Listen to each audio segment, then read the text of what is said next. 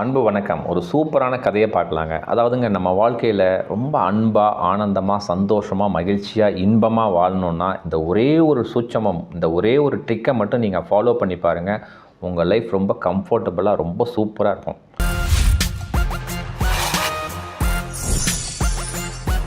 ஒரு நாட்டினுடைய அரசர், அவருக்கு பார்த்திங்கன்னா மனசில் சில விதமான குழப்பங்கள், வேதனைகள்லாம் இருந்தது. பார்த்திங்கன்னா அவர் காதுக்கு ஒரு செய்தி வந்தது.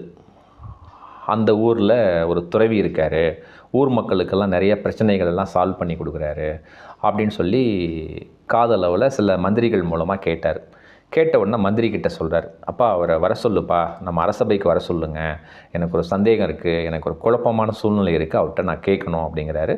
உடனே மந்திரிகள், காவலாளிகள் போயிட்டு அந்த துறவிக்கிட்ட சொல்கிறாரு. அந்த துறவியும் அரசபைக்கு வராரு. 2 பேரும் தனியாக சந்தித்து பேசுகிறாங்க. சில வழிமுறைகள்லாம் அந்த துறவி சொல்கிறாரு, எல்லாத்தையுமே அவர் செயல்படுத்துகிறாரு. ஒரு வாரம் 10 நாள் ஆனவுடனே அந்த பிரச்சனையிலிருந்து அந்த அரசர் வெளியில் வந்துட்டார். உடனே ரொம்ப சந்தோஷம் இருக்குது. ஆஹா, இவர் மிகப்பெரிய துறவிடா, இவர் ஒரு ஞானி, ரொம்ப அறிவு பெற்றவர், அவருக்கு நம்ம ஏதாவது செஞ்சு ஆகணும் அப்படின்னு சொல்லிட்டு மந்திரியை கூப்பிட்றாரு. நாளைக்கு அவர் இருக்கிற இடத்துக்கு நம்ம போகலாம், எங்கே இருக்காருன்னு பார்த்துட்டு வந்துடுங்க, நம்ம போகலாம், போயிட்டு அவருக்கு நல்ல மரியாதை செய்யணும் அப்படின்னு சொல்லிட்டு படை தளபதிகளோட எல்லாம் பொருள், பொண்ணு எல்லாம் எடுத்துகிட்டு போகிறார். போய் பார்க்குறாரு, அந்த ஊரின் எல்லையில் ஒரு குடிசை வீடு. பார்த்திங்கன்னா மழை வந்தாலே தண்ணி உள்ளே வரும், அந்த மாதிரி இடத்துல உட்காந்துட்டு இருந்தார் அந்த துறவி. பார்த்துட்டு அந்த ராஜா சொல்கிறாரு, நீங்கள் மிகப்பெரிய துறவி, என் ஞானக்கண்ணை திறந்து வச்சிட்டிங்க, என்னோடய பிரச்சனைக்கெல்லாம் சொல்யூஷன் கொடுத்துட்டீங்க, இந்தாங்க என்னோடய பொண்ணு எடுத்துக்கங்க, பொருள் எடுத்துக்கங்க அப்படின்னு சொல்லி பொற்காசுக்களை கொடுக்குறாரு. அவர், எனக்கு வேணாங்க, நானே ஒரு துறவி, எனக்கு எதுக்கு இந்த பொற்காசுகள், எனக்கு பணம்லாம் தேவையில்லை, எனக்கு எதுவுமே வேண்டாம், நீங்கள் சந்தோஷமாக இருங்க, ஏன்னா இந்த நாட்டினுடைய ராஜா நீங்கள், அரசர் நீங்கள், ஸோ நாட்டு மக்களுக்கு நீங்கள் எவ்வளவோ செய்ய வேண்டிய நல்ல விஷயங்கள்லாம் இருக்குது, ஏதோ என்னோடய அறிவுரை உங்கள் மனசை பாதிச்சிருந்தது எடுத்து கிளியர் பண்ணிடுச்சு அப்படிங்கும்பொழுது நான் ரொம்ப சந்தோஷப்படுறேன், இதுவே எனக்கு போதும், அது நீங்கள் இப்போ என்னோடய வீட்டுக்கு வந்திருக்கிறீங்க, அதுவே எனக்கு ரொம்ப சந்தோஷம் அப்படின்னு சொல்லி அவர் சொல்கிறார். அதெல்லாம் இல்லை துறவி, நீங்கள் மிகப்பெரிய ஆள், உங்களோட சக்தி எனக்கு தான் தெரியும், உங்களுக்கு என்ன வேணும்னு சொல்லுங்கள், நான் கொடுக்காமல் இந்த இடத்த விட்டு போக மாட்டேன் அப்படிங்கிறார். அப்பவும் சொல்கிறார் துறவி, இல்லைங்கய்யா, எனக்கு எதுவுமே வேண்டாம், எது இருந்தாலும் என்னால் என்ஜாய் பண்ண முடியாது, என்னோடய வாழ்க்கை வேறு, உங்கள் வாழ்க்கை வேறு, எனக்கு இதுவே போதும் அப்படின்னோடனே, இல்லை நீங்கள் தப்பு பண்ணுறீங்க துறவியாரே, ஒரு ராஜா, இந்த நாட்டினுடைய அரசர், நான் உங்களுக்கு ஏதோ கொடுக்கணும்னு நினைக்கிறேன், கொடுக்காமல் இந்த இடத்த விட்டு போக மாட்டேங்கிறார். அப்படியே கொஞ்சம் நேரம் அந்த துறவி யோசனை பண்ணுறாரு. யோசனை பண்ணிவிட்டு கேட்குறாரு, சரி நான் ஒன்று கேட்கவா, உங்களால் கொடுப்பீங்களா அப்படின்னு சொல்லி கேட்குறாரு. என்ன சொல்லுங்கள், நான் கொடுக்குறேன், நான் தான் எதை கேட்டாலும் தரேன்னு சொல்லிட்டேனே அப்படின்னோடனே, சரி நான் இந்த நொடியிலிருந்து இந்த நாட்டினுடைய ராஜாவாக இருக்கணும் அப்படின்னு சொன்ன உடனே இவருக்கு ஒன்றுமே புரியல. சரி என்னடா நம்ம வேறு எல்லாமே கொடுக்குறேன்னு சொல்லிட்டோமேன்னு சொல்லிட்டு, சரி அப்படின்னு சொல்லிட்டு தன்னோட கிரீடத்தை கழட்டி அவர்கிட்ட தலையில் கொடுக்குறாரு. அந்த கிரீடத்தை மாட்டிக்கிறார். மாட்டிட்டு சொல்கிறார், இந்த நொடியிலிருந்து இந்த நாட்டினுடைய அரசன் நான், நீங்கள் தான் என்னோடய பாதுகாவலர், நீங்கள் தான் எனக்கு கூடவே இருக்கணும், எல்லாத்தையுமே கைட் பண்ணணும் அப்படின்னு சொல்லி பேசுகிறார்.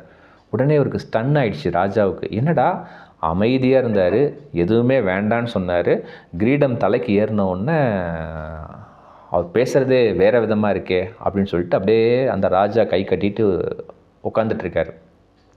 உடனே அந்த துறவி சொல்கிறார், சரி ரதம் ரெடியாக இருக்கா, பாதுகாவலரே, நீங்கள் ராஜாவே, போயிட்டு அந்த ரதத்தை எடுத்துகிட்டு வாங்க, நீங்கள் தான் ஓட்டணும், அரண்மனைக்கு போகலாம் அப்படின்னு சொல்கிறார். உடனே இவருக்கு ஒன்றுமே புரியல. சரி பரவாயில்லன்னு சொல்லிட்டு ரதத்தை எடுத்துகிட்டு வந்துடுறாரு. வாங்க துறவியாரே, நீங்கள் உட்காருங்கிறாரு. அவர் பின்னால் அப்படி கம்பீரமாக உட்காந்துக்கிறாரு.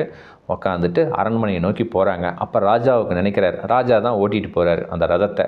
சரி என்ன பண்ண போகிறார், அரண்மனைக்கு வந்தால் ஒரு மரத்துக்கு கீழே உட்காந்துருவார், ஏன்னா அவர் வீடே ஒரு கூரை வீடு, ஓட்டு வீட்டில் இருக்கிறாரு, மழை வந்தால் தண்ணி வரும், அரண்மனைக்கு வந்தால் ஒரு மரத்துக்கு கீழே உட்காந்து தியானம் பண்ணுவாருன்னு சொல்லிட்டு அரண்மனைக்கு போகிறார். அரண்மனைக்கு போன உடனே அங்கே போயிட்டு ராஜா ட்ரெஸ் எல்லாம், புது ட்ரெஸ் எல்லாம், ராஜா ட்ரெஸ் எல்லாம் போட்டுக்கிறாரு, அணிகலன்கள் எல்லாம் போட்டுக்கிட்டு அந்த அரசாணை, அந்த அரசர் உட்கார இடத்துல அப்படி கம்பீரமாக உட்காந்துட்டு, இன்று முதல் நான் தான் இந்த நாட்டினுடைய ராஜா அப்படின்னு சொல்லி, ராஜாவே எல்லாருக்கும் சொல்லுங்கள் அப்படின்னு சொல்கிறாரு. ராஜாவுக்கு ஒன்றுமே புரியல. ஆமாங்க, இவர் தான் ராஜா அப்படின்னு சொல்லி சொல்கிறார். உடனே சமையல் காவலாளி கூப்பிட்றாரு, மத்தியானம் அறுசுவையான உணவு ரொம்ப சூப்பராக இருக்கணும், செயல்படுத்துங்க அப்படின்னு சொல்கிறாரு. அப்புறம் நான் மத்தியானம் படுக்கணும், சாப்பிட்ட உடனே எப்போவுமே நான் ரெஸ்ட் எடுப்பேன், ஒரு பட்டு மெத்தையால் ஒரு அற்புதமான பெட்ரூமை ரெடி பண்ணுங்க அப்படின்னு சொல்கிறார். ராஜாவுக்கு ஒன்றுமே புரியல. என்னடா பட்டு மெத்தை வேணும்னு சொல்கிறாரு, நல்ல சாப்பாடு வேணும்னு சொல்கிறாரு, ட்ரெஸ் எல்லாம் போட்டுக்கிட்டாரு, நகையெல்லாம் போட்டுக்கிட்டாரு, ஆபரணங்கள்லாம் போட்டார், கிரீடமெல்லாம் வச்சுட்டு ராஜா மாதிரியே இருக்கிறாரு. என்னடா இது ஒன்றுமே புரியலன்னு சொல்லி இப்படியே நாட்கள் ஒரு 3 மாதம் 4 மாதம் போகுது. போன உடனே இந்த ராஜா பயங்கர டென்ஷன் ஆகிட்டார். ஒன்றுமே புரியல. சரி என்னதான் இருந்தாலும் இன்றைக்கி துறவிக்கிட்ட நம்ம கேட்டுடணும் அப்படின்னு சொல்லிட்டு, துறவியாரே எனக்கு ஒரு சந்தேகம், நீங்கள் தீர்த்து வைப்பீங்களா அப்படின்னு சொல்லி அந்த ராஜா வந்து கேட்குறாரு. உன்னோட சந்தேகம் என்னன்னு நான் சொல்லட்டுமா அப்படிங்கிறாரு. சொல்லுங்கள் அப்படின்னோடனே, நான் வந்து துறவியே இல்லை, இவன் கட்டாயம் துறவி இல்லை, நம்ம நாட்டை ஏமாற்ற வந்த ஒரு மனுஷன், நம்ம ஏமாந்துட்டோம். இவன் என்னடான்னா நான் என்னென்ன அனுபவிக்கிறேனோ எல்லாத்தையும் இவன் அனுபவிச்சிட்ருக்கான், கொஞ்சம் கூட நியாயமே இல்லை. மக்கள்லாம் என்னை பற்றி என்ன நினைப்பாங்க, பக்கத்து நாட்டு எதிரி நாட்டு அரசர்கள்லாம் என்ன நினைப்பாங்க, இதுதானே உன் கேள்வி அப்படின்னு சொல்லி அந்த துறவி கேட்குறாரு. உடனே அந்த மன்னருக்கு, ஆமாங்கய்யா இதுதான் என் கேள்வி அப்படின்னோடனே, சரி நம்ம என்ன பண்ணலாம், இன்றைக்கி கொஞ்சம் நம்ம வெளியில் போயிட்டு வரலாம், நீ மட்டும் என்னோட வா, ரதத்தை எடுத்துகிட்டு வா, நம்ம வெளியில் போயிட்டு வரலாம் அப்படின்னோடனே இந்த ராஜா என்ன நினச்சிக்கிட்டாரு, சரி வெளியில் போகும்போது பேசுவாருன்னு சொல்லிட்டு அந்த ராஜா அந்த ரதத்தை ஓட்டுறாரு. பின்னால் நல்லா கம்பீரமாக ராஜ உடை போட்டு நல்ல ஆபரணங்களோட அந்த துறவி உட்காந்துட்டு அப்படியே நாட்டு மக்கள் எல்லாம் பார்த்துட்டு அப்படியே இயற்கையை பார்த்துட்டு ரசிச்சுக்கிட்டு வர்றார். பாதி தூரம் போன உடனே அப்போ கூட அந்த துறவி எதுவுமே சொல்ல. இந்த ராஜா திரும்பி திரும்பி பார்க்குறாரு, என்னடா பதில் சொல்லுவாரான்னா எதுவுமே சொல்ல மாட்டேங்கிறாரே அப்படின்னு சொல்லிட்டு ரதத்தை ஓட்டிகிட்டு போயிட்டே இருந்து ஒரு இடத்துல ரதத்தை போய் நிறுத்துறார். உடனே இந்த துறவி கேட்குறாரு, நான் உன்னை ரதத்தை நிறுத்த சொல்லலையே, நீங்கள் பாட்டுக்கு வேகமாக போயிட்டே இருங்க அப்படின்னோடனே சரின்னு வேகமாக போகிறார். போயிட்டு ஒரு இடம் வந்தோடனே நிறுத்திட்டார். இதுக்கு மேலே என்னால் போக முடியாது துறவியே, ஏன்னா இது பக்கத்து நாடு வந்துருச்சு, இது எதிரி நாடு, அங்கே நான் போக முடியாது அப்படின்னோடனே அப்பா அப்படின்னு சொல்லிட்டு அந்த துறவி அங்கேருந்து கீழே இறங்குறாரு. அப்போ தான் அந்த ராஜாவுக்கு மனசில் ஒன்று தோணுது, ஓஹோ இவ்வளோ தூரம் நம்ம வந்துட்டு நம்ம அந்த நாட்டுக்குள்ளே வரமாட்டோங்கிறதுனால நிறையா நகை எல்லாம் வச்சுருக்கிறாரு, கையில் வேறு ஒரு பை வச்சுருக்கிறாரு, இப்படியே அந்த நாட்டுக்கு ஓடி போயிடலான்னு பார்த்து இந்த துறவி நினச்சிட்ருக்கிறான்.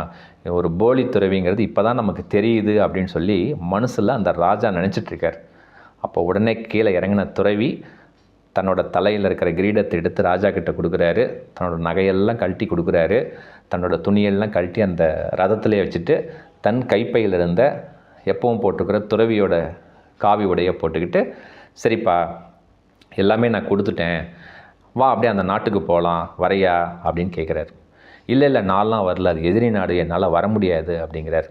அந்த துறவி சொல்கிறாரு, எனக்கு எல்லையே இல்லை, நான் எங்கே போனாலும் இருக்கலாம், என்னால் ராஜா மாதிரியும் வாழ முடியும், பட்டு மெத்தையிலையும் படுக்க முடியும், இந்த காவி ட்ரெஸ்லேயும் என்னால் இந்த நாட்டில் போயிட்டு இன்றைக்கி என்னால் சந்தோஷமாக இருக்க முடியும், ஆனால் உங்களால் முடியாது, இப்போ புரியுதுங்களா அப்படின்னு கேட்குறாரு.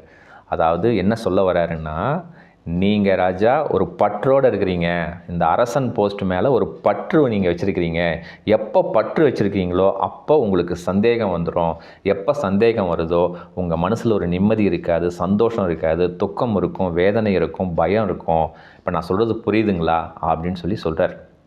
அப்போ தான் அந்த ராஜாவுக்கு செருப்பில் அடித்த மாதிரி இருக்குது.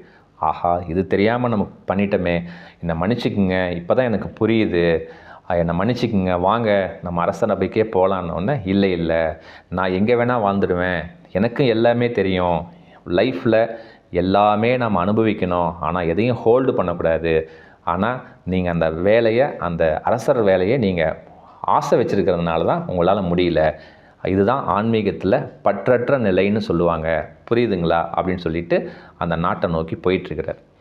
கதை முடிஞ்சுது. அப்போ தான் அந்த அரசருக்கு ஒரு உண்மை புரியுது. இந்த கதை என்ன உணர்த்துதுங்க, 1000 நல்ல விஷயங்களை புரிஞ்சு சொல்லியிருக்குங்க இந்த கதை. இந்த கதையில் வர மாதிரி ஒரே ஒரு புரிதல் தன்மையை உங்கள் வாழ்க்கையில் செயல்படுத்துனீங்கன்னா வாழ்க்கையை சந்தோஷமாக வாழலாங்க. ஏன்னா நம்ம வாழ்க்கையில் பார்த்திங்கன்னா பணம் வேணும், பொருள் வேணும், நபர் வேணும். நம்மளாம் எப்படி இருக்கிறோம், ஒரு பணம் இவ்வளோ பணம் தான் எனக்கு வேணும், கம்மியாக வந்ததுன்னா வருத்தப்படுறோம், ஏன்னா அந்த பணத்தின் மேலே இருக்கிற ஒரு பற்று, ஒரு பிடிப்பு. அதே மாதிரி பொருள் பாருங்கள், வீடு காரு, அது மேலே இருக்கிற பற்று, அது மேலே இருக்கிற பிடிப்பு, எப்போ நீங்கள் அங்கே போய் பிடிச்சிக்கிறீங்களோ அங்கே அடிச்சதுன்னா இங்கே வலிக்கும். இன்னும் புரிகிற மாதிரி சொல்லட்டுங்களா, உறவு முறை, நபர்கள், என் பொண்டாட்டி, என் புள்ள, எங்கள் அப்பா, என் பையன் இப்படி தான் இருக்கணும், அப்படி தான் இருக்கணும் அப்படின்னு சொல்லி எப்போ நீங்கள் நினைக்கிறீங்களோ, எப்போ ஹோல்டு பண்ணுறீங்களோ, அங்கே அடி வாங்கிச்சுன்னா இங்கே வலிக்கும். புரிஞ்சிருக்கும்னு நினைக்கிறேன். அதனால் நம்ம வாழ்க்கையில் பணம் வேணுங்க, பொருள் வேணுங்க, நபர் வேணுங்க, வீடு வேணுங்க, சொத்து வேணுங்க, கார் வேணும், பொண்டாட்டி வேணும், புள்ள வேணும், அப்பா வேணும், அம்மா வேணும், ரிலேஷன்ஷிப் எல்லாமே வேணும். ஆனால் எதையுமே பிடிச்சிக்க கூடாது. ஸோ எல்லாத்தையும் அனுபவிக்கலாம், எதையும் ஹோல்டு பண்ணாதீங்க. இதுக்கு பேர் தான் ஆன்மீகத்தில் பற்றற்ற நிலை, பிடிப்பற்ற நிலை அப்படின்னு சொன்னாங்க. ஸோ எல்லாமே வேணும், எதையும் ஹோல்டு பண்ணாமல் இருந்தீங்கன்னா நம்ம வாழ்க்கை ரொம்ப சந்தோஷமாக இருக்கும் அப்படிங்கிறது தான் இந்த கதையினுடைய அர்த்தம். ஸோ இதை செயல்படுத்துங்க, எல்லாத்தையும் சம்பாதிங்க, எல்லாத்தையும் அனுபவிங்க, எதையும் ஹோல்டு பண்ணாதீங்க, எதையும் பற்றற்ற நிலையிலேருந்து செயல்படுத்தி பாருங்கள். உங்கள் வாழ்க்கையில் சந்தோஷம் மட்டுமே இருக்கும். சந்தேகம்ங்கிறதே உள்ளே வராது. சந்தேகம் உள்ளே வராத அளவுக்கு நீங்கள் உங்கள் வாழ்க்கையை செயல்படுத்துனீங்கன்னா உங்கள் வாழ்க்கை ரொம்ப மகிழ்ச்சியாக, ஆனந்தமாக, அன்பாக, பய உணர்வு இல்லாமல் தட்டி தூக்கலாம். சிறப்பாக செயல்படுத்துங்க. இந்த வீடியோ உங்கள் வாழ்க்கையில் ஒரு மிகப்பெரிய மாற்றத்தை ஏற்படுத்தியிருக்கோம் அப்படின்னு நான் நம்புகிறேங்க. இந்த வீடியோ உங்கள் நண்பர்களுக்கு, பிடிச்சவங்களுக்கு, தேவைப்படுறவங்களுக்கு ஷேர் பண்ணுங்கள். அடுத்த காணொளியில் இன்னும் ஒரு அற்புதமான தலைப்பில் நிறைவாக சந்திக்கலாங்க. மிக்க நன்றி, மகிழ்ச்சி.